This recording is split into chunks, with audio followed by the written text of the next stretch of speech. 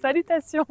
Non mais j'aime pas dire bonjour, c'est pas naturel. Il y a un an, je vous ai posté la vidéo présentation de ma 370Z Roadster sur Instagram. Aujourd'hui, je vais vous présenter ma petite nouvelle, donc sa remplaçante. Et ça signe officiellement le début de ma chaîne YouTube. Donc c'est une Nissan 370Z Nismo de 2015, donc c'est la V2. Et elle n'a que 40 000 km. Donc vous allez voir pendant la présentation, mais elle est vraiment en super état. Alors pas complètement, elle a quelques modifications déjà au niveau esthétique. Donc là on reconnaît le pare-choc de la Nismo V2 avec les liserés rouges, vraiment magnifique.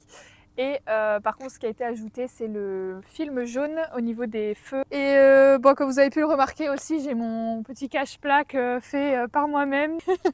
Je fais ma petite pub. Et ensuite il y a le logo Nissan qui a été remplacé par le logo noir des Z. La spécificité des Nismo c'est qu'il y a le feu qui est noir dans le fond. Au niveau des roues, donc on a les jantes plus ou moins d'origine. Donc c'est les jantes d'origine mais par contre elles ont été repeintes en un gris anthracite. Elles ressortent pas mal je trouve quand même avec le blanc.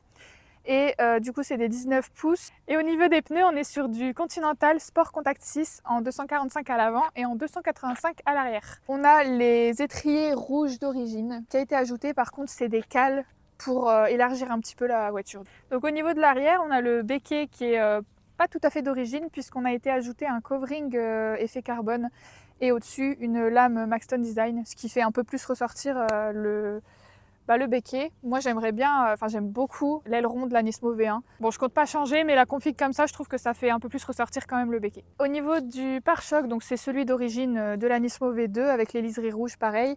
Et on a ajouté un diffuseur arrière fabriqué au Japon sur mesure. Au niveau de l'échappement, on a des Catasport 600 cellules. J'ai la ligne d'origine et il y a une suppression de silencieux arrière top speed. Au niveau du moteur, on est sur le 3,7 litres V6 VVEL Nismo qui sort d'origine 344 chevaux. Donc on a les deux boîtes à air et moi j'ai des filtres à air sport. Les durites ont été changées, donc c'est des durites renforcées parce que bon, c'est l'ancien propriétaire qui l'a fait. Il a entendu dire que celle d'origine était assez fragile.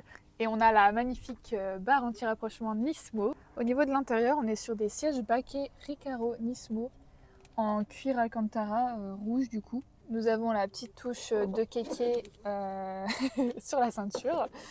Après on a les trois manos, donc comme sur les Z normales, donc avec le mano de température d'huile. Le deuxième c'est pour la tension de la batterie et le troisième c'est pour l'heure. Mon bouton préféré qui est le S-Mode, donc c'est le talon pointe automatique, sauf que moi sur la Nismo elle est bloquée en fait en S-Mode. Et après donc je suis dans la team des embrayages béton, donc ma pédale elle est très dure. Ceux qui me suivaient depuis longtemps ils savent que l'année dernière j'avais roulé au Spa Asia, donc sur le circuit de Spa-Francorchamps, et qu'au dernier tour je m'étais retrouvée avec la pédale au fond. Donc au début on a cherché un petit peu des pistes, on avait déjà remplacé les durites par des durites renforcées, enfin les durites d'embrayage par des durites Avia. J'avais remplacé le liquide d'embrayage par du RBF 600, sauf qu'au bout de quelques kilomètres je me suis retrouvée la pédale au fond. Du coup on s'est rendu compte que c'était le CSC qui avait lâché, donc on a descendu la boîte.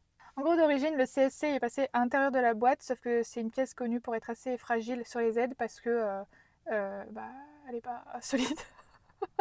Du coup, j'ai acheté un kit de suppression pour passer sur un système externe et j'en ai profité du coup pour remplacer l'embrayage. Donc j'ai pris un stage 2 renforcé. C'est un clutch compétition et du coup la pédale elle est un petit peu beaucoup plus dure. Et au niveau des perfs, du coup elle sort pas 344 chevaux comme d'origine, elle est passée au banc du coup il y a 2-3 mois et elle sort 351 chevaux et 353 Nm de couple. Du coup je vais vous faire écouter le bruit de la ligne quand même.